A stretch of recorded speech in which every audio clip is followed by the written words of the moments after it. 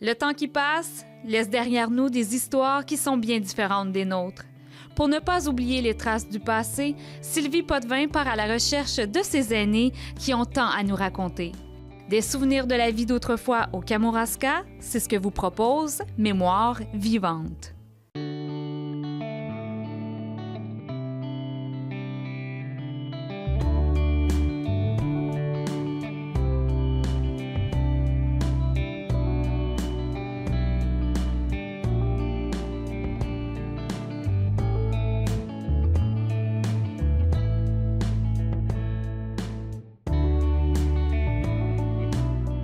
Aviez-vous une formation en imprimerie ou vous avez appris sur le tas? C'est ça. On a appris sur le tas. Oui, c'est vrai. Sur le tas. J'avais un de mes oncles qui était imprimeur à Montréal. Lui, il trouvait ça curieux qu'on aille partir ça. Ah oui? Ouais. Mais on a suivi certains petits cours au niveau qui se donnaient par les fabricants de machinerie. Mm-hmm. Puis, il y a Claude, mon fils, que lui, il a suivi un cours en imprimerie à Québec, par exemple. Puis, quand on a commencé à faire du 4 couleurs, ben Claude avait la formation aussi. Puis, étiez-vous seul dans l'entreprise? Non. Vous parlez nous? Oui, il y avait Claude de Rivard, Okay. on était copropriétaires, co-associés. Puis, c'est ça, comme je te dis, on regroupait à peu près 10 personnes. On faisait la composition, le montage, la photo mécanique, qu'on appelle pour les plaques, toutes ces choses-là. Quand on parle d'imprimerie, c'est sûr qu'il y a toutes sortes, il y a une foule de techniques qui s'y rattachent. Hein? Absolument. On faisait aussi nos encres, nos couleurs. Ah oui? Oui, tout ça. C'est quand même un plaisir de faire de ces choses-là. Moi, c'est ça, j'ai toujours aimé ce que j'ai fait. Ah, bien, c'est bien ça. Comme électricien, ben j'ai adoré ça. Puis comme imprimeur, comme imprimé, j'ai aimé ça aussi, j'ai adoré ça. C'est plaisant de découvrir des choses. Hein? Fait que, non, c'était bien au niveau de l'imprimerie, là. Puis, on a aussi contribué il y en a qui ont eu cette formation-là chez nous, qui ont continué. Qui ont continué après aussi, t'en connais. C'est bien. Mais est-ce que vous... combien de temps vous avez eu l'imprimerie? 10 ou 11 ans. On a commencé à zéro. Et puis, c'était surprenant le chiffre d'affaires qu'on avait à faire en dernier. Parce qu'on a été aussi, on était des consommateurs, les plus gros consommateurs de l'Est du Québec d'une qualité de papier, là. Ah oui? Du Cornwall, concernant les patrons de... Tu sais, puis on était les plus gros consommateurs de l'Est du Québec dans ce domaine-là.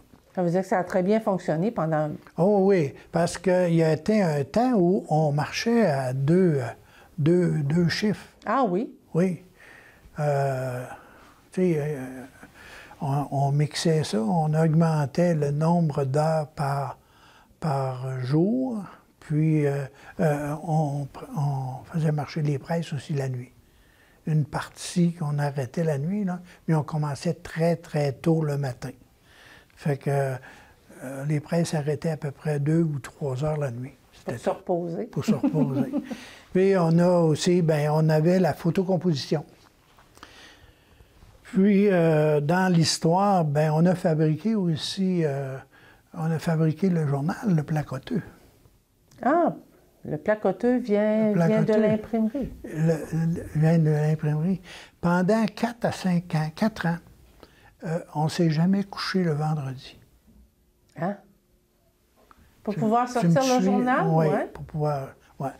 Pendant 4 ans, on ne dormait pas le vendredi. On commençait le vendredi matin, puis on arrêtait quand c'était fini. Le plus long qu'on a fait, c'est du vendredi matin au dimanche midi. Tout d'un bout, là. Sans arrêt. Puis, à ce moment-là, on regroupait aussi, on parlait de 10 employés, mais on avait aussi pour l'assemblage de ce fameux journal des jeunes filles qui venaient. Il était 4 à 6 qui assemblaient le journal, qui le mettaient en ballot par municipalité. Et tout ça, ils faisaient ça le samedi. Samedi après-midi. Ah oui, en vue de la distribution. En vue de la distribution, on allait porter à la poste, des fois le dimanche, le lundi matin ou sur la fin de la journée du samedi.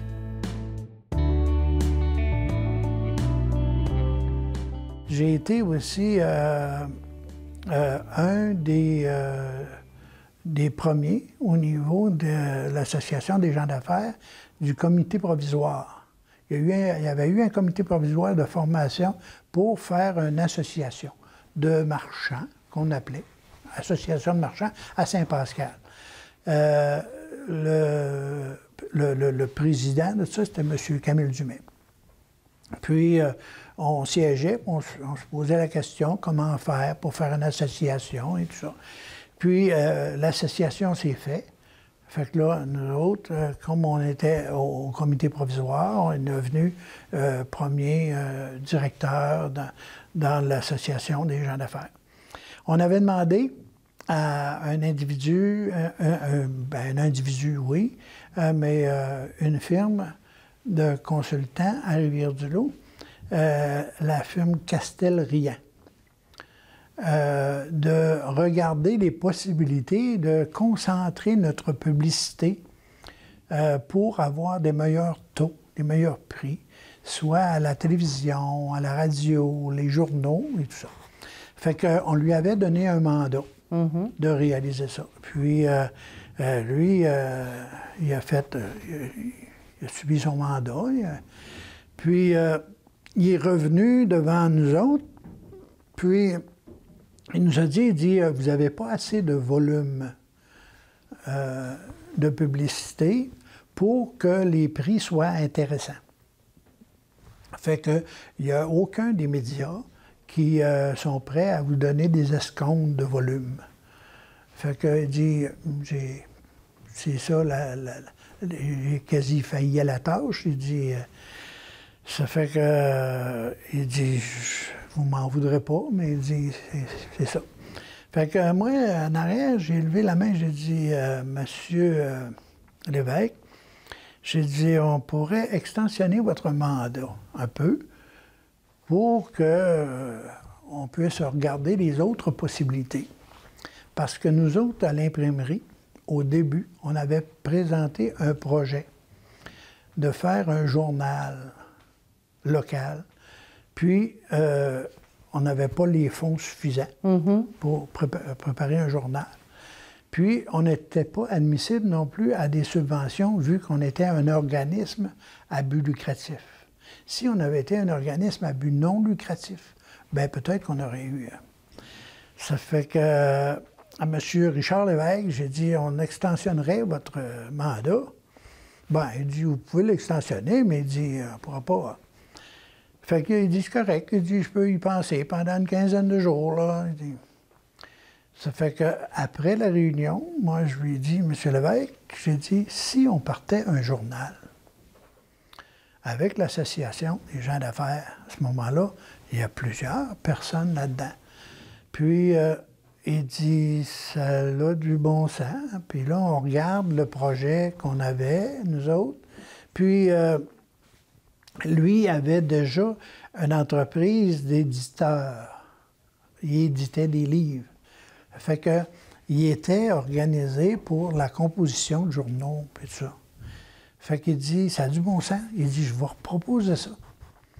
Fait qu'il est retourné, il a proposé ça, parce que moi, je ne pouvais pas le proposer directement, parce que j'étais directeur de... Fait que, ils ont dit oui. Franchement, on va essayer ça, puis ça va être parfait. Fait qu'il dit, on va faire un journal. Puis il dit, je ne sais pas comment on va l'appeler. Il dit, ça va être du placotage. Il dit qu'on va mettre là-dessus. Ben, il dit, on appellera ça le placoteur. C'est de là que c'est né? C'est de là que c'est né. Ah oui? Puis là, ben, on s'est rencontrés avec M. Lévesque. Il dit, je vais faire la composition. Et je vais engager quelqu'un. Là. Il dit, j'ai les yeux sur quelqu'un en journaliste. Puis, il dit, êtes-vous prêt à l'imprimer? J'ai dit oui. Fait que la semaine d'après, on avait un journal avec 4 pages.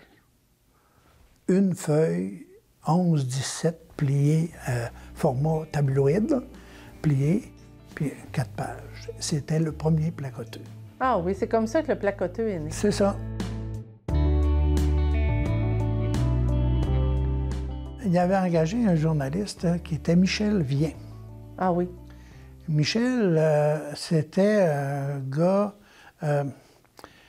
D'abord, pas faire de jeu de mots, il avait les cheveux longs, hein, tu sais, puis dans ce temps-là, là, nous autres, des cheveux longs, hein, on n'avait pas trop, hein, en tout cas. Mais on ne connaissait pas Michel. Michel était un chic bonhomme au bout, mais il fallait le côtoyer pour le connaître, hein. Puis là, avec Michel, M. Lévesque, il a continué. Puis là, Michel est devenu, après ça, plus intéressé comme journaliste et vendeur de publicité. Puis il vendait la publicité à l'intérieur. Fait que là, la feuille de chou qui est partie de 4 pages a monté à 8, puis à 16, puis à 32, puis en tout cas, et ça. Mais, puis nous autres, à l'imprimerie, mais c'était pas des logements, des locaux très, très luxueux qu'on avait. On avait même offert à Michel un local avec un répondeur téléphonique. Fait que Michel venait dans la journée, puis il faisait ses affaires dans son coin, en haut, puis ça.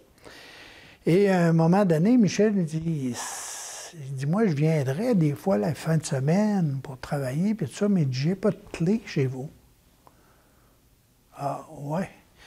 Fait que là, si tu regardes la confiance qu'on avait envers des gens qui avaient des grands cheveux, là, elle n'était pas forte dans ce temps-là, hein. On a dit, oui, on va te donner une clé. Fait qu'on a donné une clé à Michel pour qu'il puisse se vaquer à l'intérieur.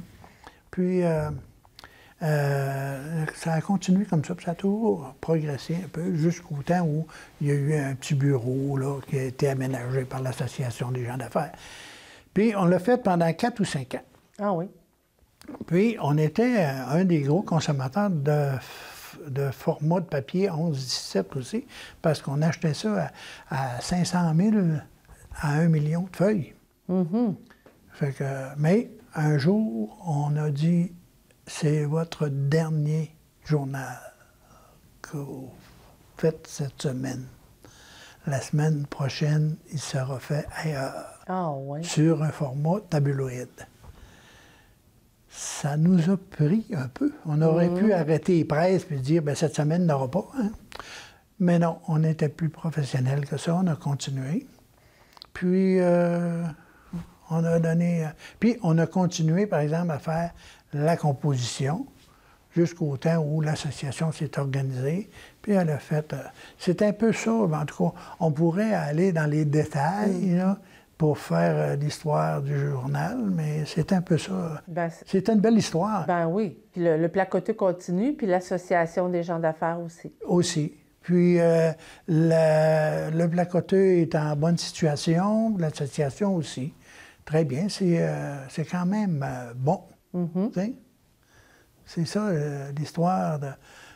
Il y en a des petites histoires de même à raconter à Saint-Pascal. C'est intéressant, c'est très intéressant. Ouais. Puis à travers tout ça, j'ai vu que vous étiez pompier. Vous avez été pompier. Oui, malgré toutes ces affaires de chevalier, d'imprimeur et tout ça, oui, j'étais pompier. Pompier, c'est dans ce temps-là, des pompiers volontaires. Mm-hmm. On mettait nos pantalons tout proches pour être, hein, si on était appelé. Puis, si on était appelé la nuit. J'ai été pompier pendant 20 ans. 20 ans. Sous l'habile direction de M. Chouinard, Gilles Chouinard. On va l'appeler pour lui dire de regarder l'émission, on va nommer son nom. Gilles Chouinard était très dévoué aussi là-dedans, puis il donnait une très bonne formation à à ces pompiers. Est-ce que la caserne était au même endroit qu'elle est maintenant? Non, la première caserne était là où est l'hôtel de ville, là, ou à peu près là. Tu sais? C'était une caserne qui était disposée pas de cette façon-là. Ah non? Là. Ouais. Cette caserne-là est rendue dans la rue de l'Amitié. Ils ont déménagé. Ah oui? Ouais, c'est des bâtisses qui ont été déménagées, ça. Puis ils ont refait l'hôtel de ville. Puis l'hôtel de ville étant fait, là, puis le poste de pompier est là où il est présentement. Est-ce que vous autres, vous alliez dans ce temps-là sur les accidents d'auto? Oui, oui, en dernier. En encore, dernier? Ouais. Mais en dernier. En dernier, ouais, mais moi, j'en ai moins fait de ça, par exemple. Mais Au début, c'était seulement les feux? Oui, c'était les feux. Quand un véhicule brûlait, bien, il appelait les pompiers. Hein? Ah ben oui. Oui, parce que maintenant, les pompiers, quand il y a des accidents, ils vont plus...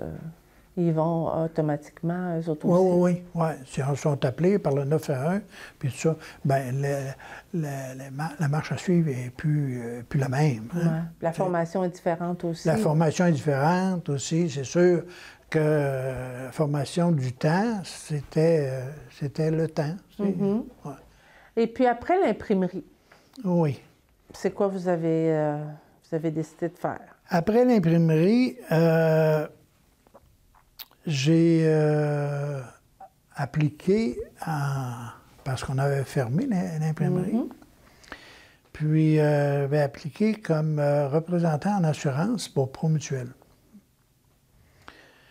Puis, j'ai obtenu le poste. Puis, j'ai eu aussi, je suis allé en formation pour obtenir mon permis d'assureur, assureur bien. Puis, bien et automobile. Puis, pour eux autres, ça faisait quand même aussi leur affaire parce que j'avais encore mon permis comme électricien.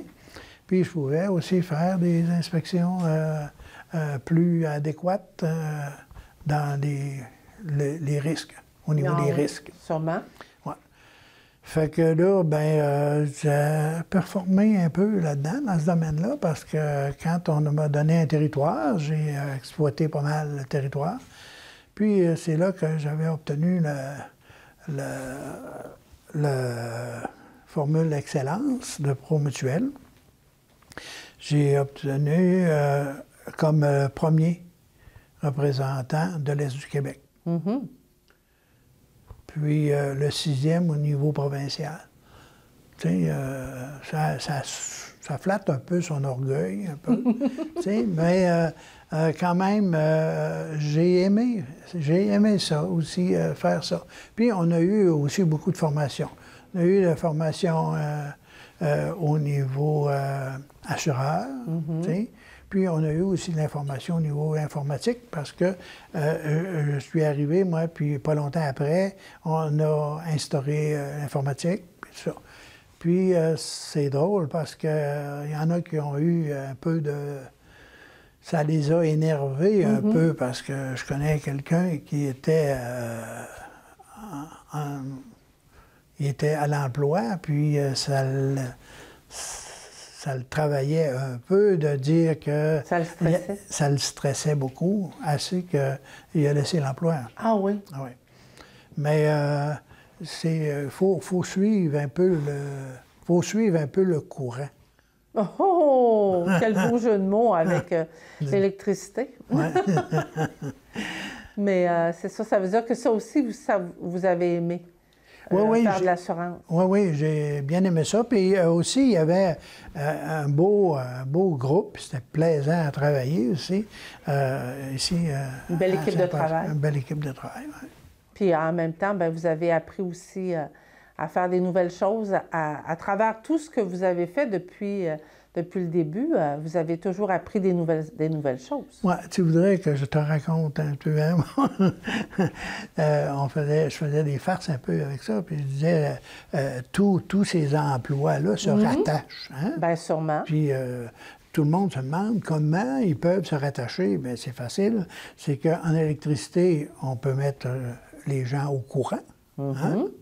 Bon, bien, si on continue, puis on tombe en imprimerie, qu'est-ce que vient faire l'imprimerie là-dedans? Bien, c'est qu'on les impressionne, hein? Puis, en assurance, pour finir l'affaire, c'est qu'on les rassure. Mhm. Donc, toutes ces choses-là, bien, ça se rassemble ensemble. Ça nous permet de rire un peu. C'est utile dans la vie de tous les jours. Mais quand on dit ça de même, c'est quasi se vanter. Hein? Non. Non, mais il faut se vanter un peu. Il y avait un conférencier qui était venu ici à Saint-Pascal, un nommé Froment, Émile Froment. Puis lui, dans sa conférence, moi j'ai retenu bien des petites affaires de sa conférence, lui, il disait « Il est bon de dire du bien de soi. Ça se répète et on finit de ne plus savoir d'où ça vient. » Ah, c'est bon. Hein? Ah, j'aime beaucoup. Ouais. Il dit, la première personne qui entend ça, il dit, il se pense bon. La deuxième, elle dit, il est peut-être bien bon. Puis la troisième, il ne sait pas qui a fait partir ça. Puis il dit, vas-y, il est bon. Ah, Hein? C'est ça. c'est très intéressant. Et là, j'imagine qu'après les assurances, vous avez décidé de prendre votre retraite? Ben oui, après la retraite, mais malgré la retraite, Promutuel a redemandé mes services pour faire de l'inspection en électricité. Pour faire dans les fermes dont les risques les plus élevés. Là. Mm-hmm. Ça fait que j'ai fait ça pendant 2-3 ans. Ah oui? Oui, mais à mon rythme. C'est ce que je leur avais dit. J'ai dit, je vais le faire, mais à mon rythme. Quand ça me le dit, je vais, là, puis...